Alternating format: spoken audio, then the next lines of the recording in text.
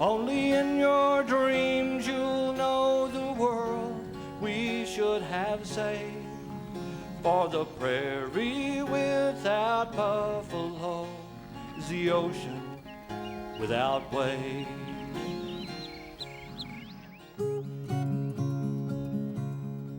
Charles Goodnight was a visionary. He's considered by some to be one of the first conservationists, and he helped save North America's largest land mammal from extinction, the American bison, commonly known as the buffalo. Charles Goodnight had a great love for buffalo, and I share that love. As a distant relative of his, I'm also fortunate to have the same last name. Hello, I'm Veryl Goodnight, and I'm here to tell you one of the most remarkable conservation stories in the world. Some of you may know Charles Goodnight as a famous trail driver. In the 1860s, during his trail driving days, he witnessed the vast herds of bison on the southern plains. In 1876, Charles and his wife Mary Ann moved from Colorado and established a ranch in the Palo Duro Canyon on the Texas Panhandle. On their new ranch, the Goodnights were seldom out of earshot of the crack of the Sharps' buffalo rifles and the bawling of the motherless calves. I could not stand it, their constant firing, from the dawning to falling dark. Each shot a bullet, each bullet finding a living being, a beating heart. Until my husband, my loving partner, my own vision, he came to see, roped out some young ones from the slaughter. These suckling bison he brought back to me. The Goodnights devoted the next 50 years of their lives raising bison and helping to bring this great animal back from the very brink of extinction. Charles Goodnight gave his wife full credit when he was quoted as saying, "I thought her idea was highly impractical, but I did it just to please her."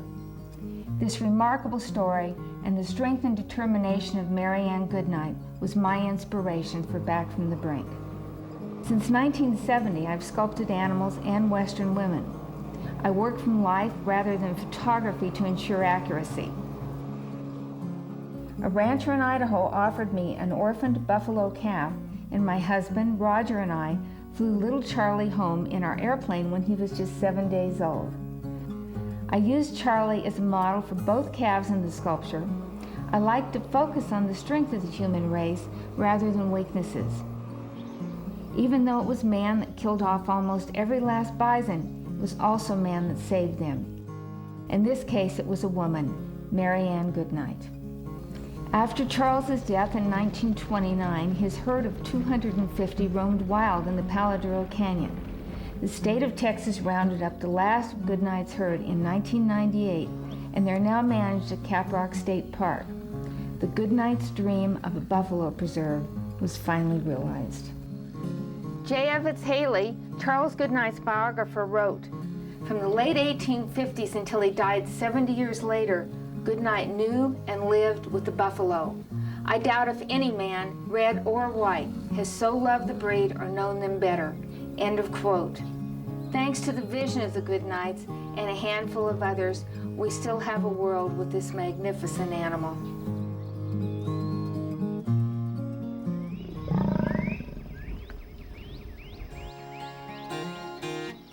Only in your dreams you'll know the world we should have saved. For the prairie without buffalo is the ocean without waves. For the prairie without buffalo is the ocean without waves.